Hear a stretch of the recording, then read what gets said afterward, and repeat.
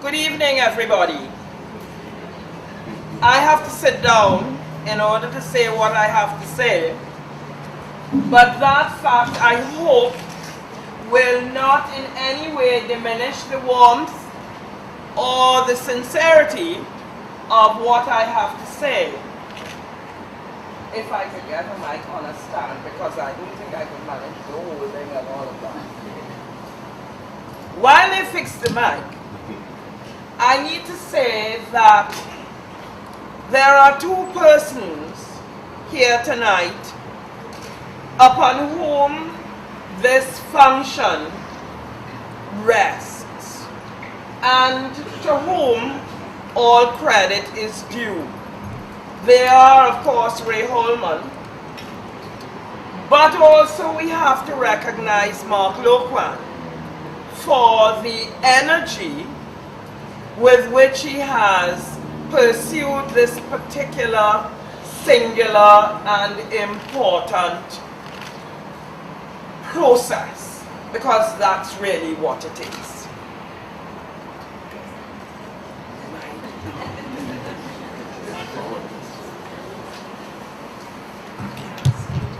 Though with a paniard mouth, I don't expect that it doesn't carry.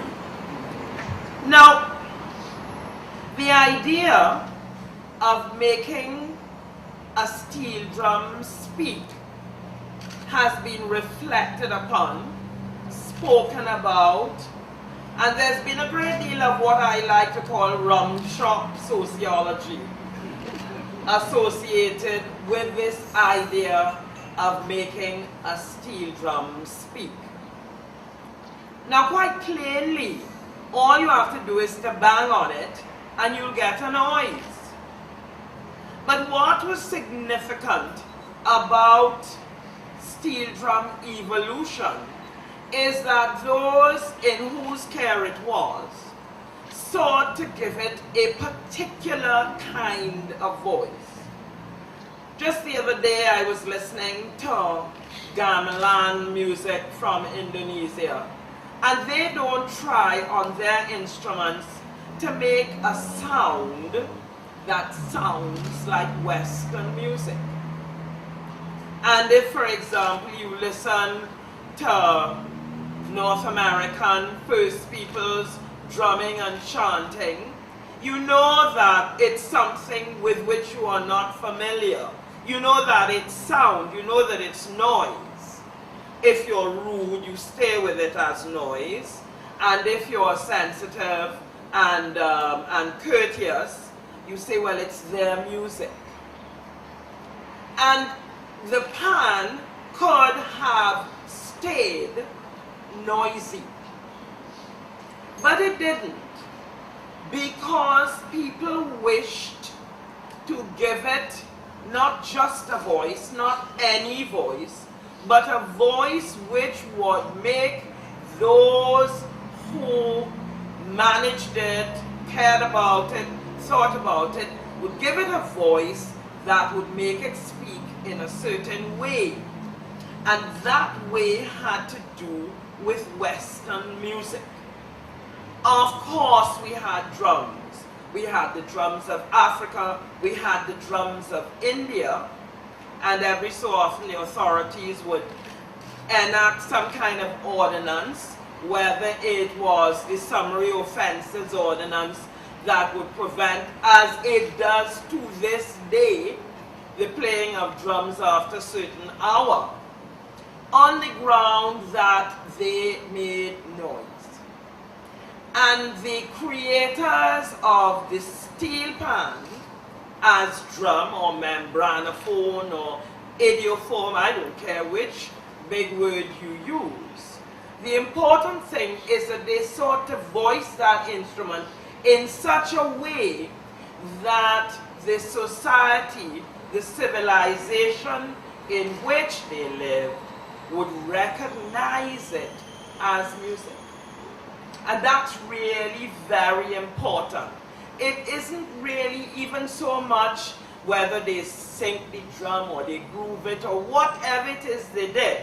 The thing that caught their attention was the fact that if you did it in a certain way, you could play a tune that people would recognize and relate in an accepting way to the idea of music. Well, they did that.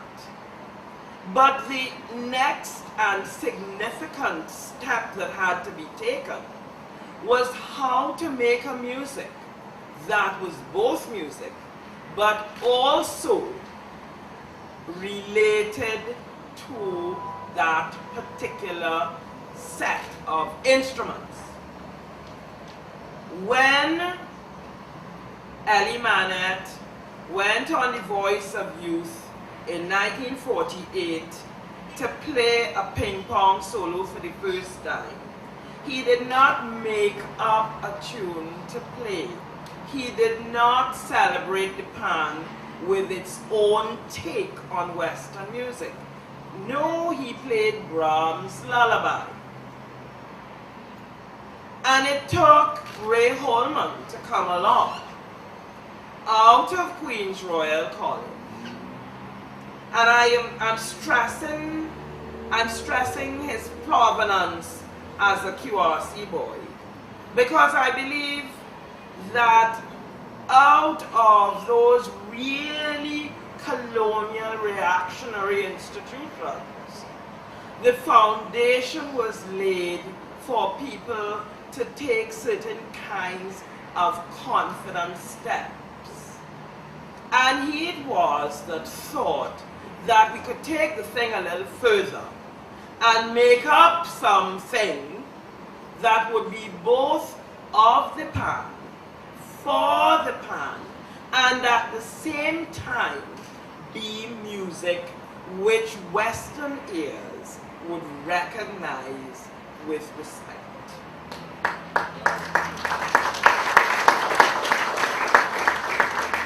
And I wanted to come here to say this because that step was really very, very, very important. We don't have to think back far to remember that Pan on the Move was speedily followed by Pan on the Run, as people took exception to this. And I have a suspicion that the fear that created the necessity for Pan on the Run is still very much with us today, as we apologize for ourselves, about ourselves, fail to step up to the plate and make the music that Ray showed us quite plainly could be made. And still, for example, at our premier steel band music celebration at Carnival, still run down Calypsonians for songs that make reference to Pan, but which are still songs to be sung, not developed orchestral pieces. And that seems to me to be really very strange and really very silly when you consider that you are assembling 120 players for the process. And so if this ceremony, this function, this evening's effort is to mean anything, then I'm glad to see that Richard Forto is here from Pantrin Bagel, who will take the message back to Pantrin Bagel that it is time to stop pussyfooting around music and give Pan its place in the sun. It doesn't need a calypsonian to sing for it.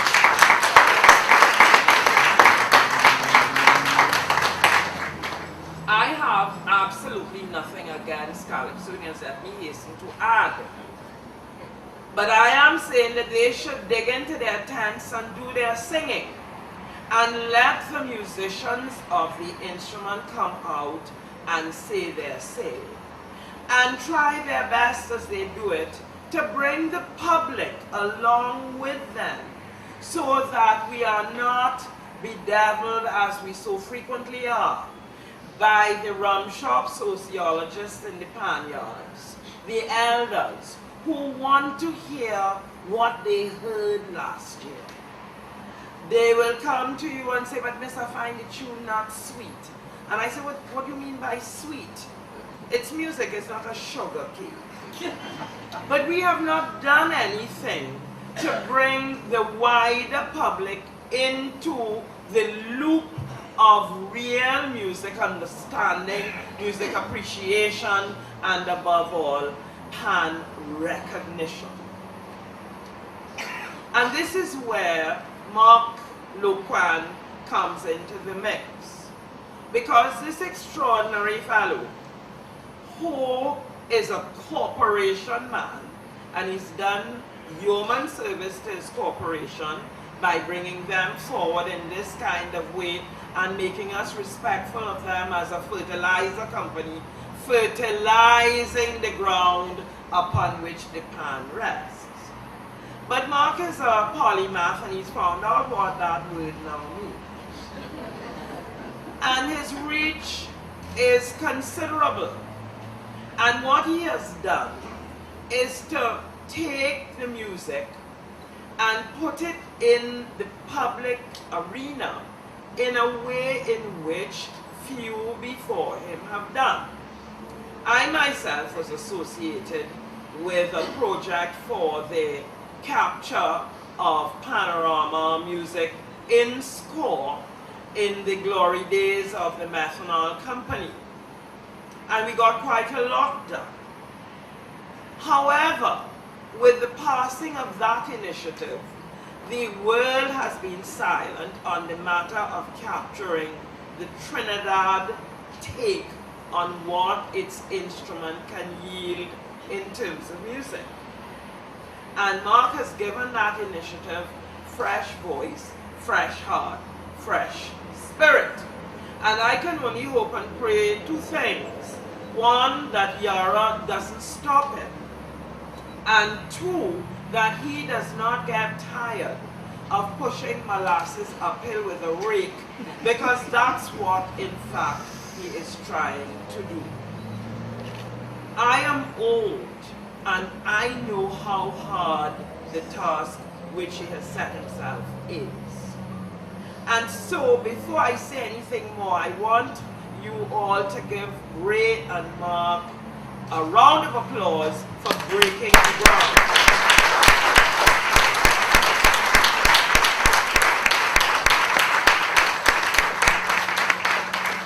The third point which I want to make has to do with music literacy. Again, this is Mark's work. He has established a music literacy trust, and this trust has been facilitating music literacy in a number of ways. Obviously, there's this record which carries with it the music in score. And there has also been the education of various people at the Center for the Creative and Festival Arts at UWI. And all of that is very good. And that has to be done. But I want to say something about literacy. And I think that before we become too, I want to get a good word, not to be imprisoned by those Sibelius and Finale programs which are now top of the pops in terms of writing out music. That there's more to music writing than the scattering of dots on 5 lines by computer. Those dots are only a point of departure, and they significantly, unless we are very careful, will not capture style. Now, style in music is not much talked about. if you are at the music festival, as I expect hopefully to be within the next 2 minutes, you will not hear the kinds of adjudicators that we get today talk very much about musical style. In my day, I can remember vividly, a fine pianist losing her class altogether, not placing at all, because she played her Mozart as though she was playing Chopin. That's what the adjudicator said. And so, 2/4 or cut time, however many beats in a bar, and you get all your bars to add up accurately, will not give you all that is necessary for the accurate reproduction of the composer's intentions. The more well-developed the writer of music is, the more that writer will seek to figure out what the composer meant, what he wanted, where the phrases were, where the detailing is, and all of those kinds of things, which I think we have to take on board now very seriously, or we are going to put material out there that people are going to play, and when we hear it, we will find that it sounds odd. We are going to find that it sounds like American college boys having a little knock on a pan, and it is going to sound bad. And we have to be very careful in the production of this kind of work to make sure that we get the composer's intentions right. Because in the bad old days, when all you did was give a concert and the music was forgotten, today's technologies have considerable stings in their tail. And we will find that when we do the music, it is going to remain on record long after we are dead and gone. And therefore, this is a plea from the heart to those who are going to definitively record our music, to record it right. Call the composer, abase and humble before the composer, and make sure that his intentions are accurately captured. I say this because I am old, and I understand perfectly well that if you do not start the way you mean to continue, you are going to continue wrong. And so I want to close my peroration with, and that's what it is, isn't it? With the words of my long time, now deceased graduate supervisor at UWI, Professor Elsa Vestagovaya, who, when she was writing a less than flattering review of Eric Williams's book, British Historians and the West Indies, she was herself a historiographer of distinction. She wasn't impressed with Dr. Williams's work, and she wrote as follows: whether in history or in education, good intentions are not enough, and the road to hell is paved with authoritative half-truths. No one is ever educated or liberated from the past by being taught how easy it is to substitute new shibboleths for old. And on that cautionary note, I want to commend all of those who have participated in this next round of the march towards full and complete pan-music literacy, pan-education, pan-history, and all that is fundamental to this kind of lucky break which we in this godforsaken little island have been allowed a glimpse of. This is our promised land, and I ask God tonight not to let us ignore that. Thank you.